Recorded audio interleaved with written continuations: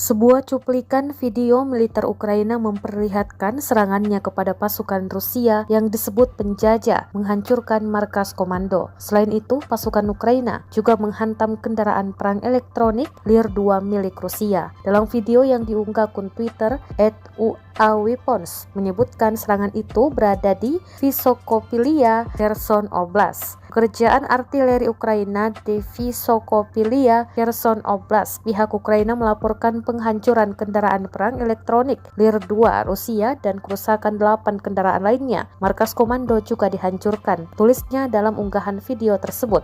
Diketahui invasi Rusia ke Ukraina yang dimulai pada 24 Februari 2022 masih berlangsung hingga hari ini Minggu 15 Mei 2022. Memasuki hari ke-81, pasukan Rusia melancarkan serangan di sejumlah wilayah di Ukraina, di antaranya di Luhansk, di mana lebih dari 50 rumah telah dihancurkan oleh pasukan Rusia dengan tembakan.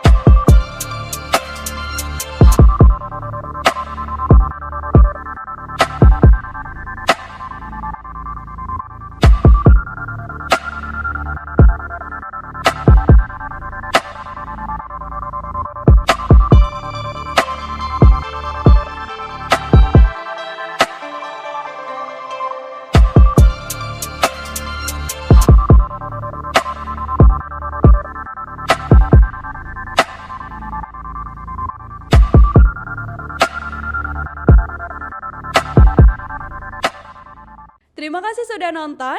Jangan lupa like, subscribe, dan share ya.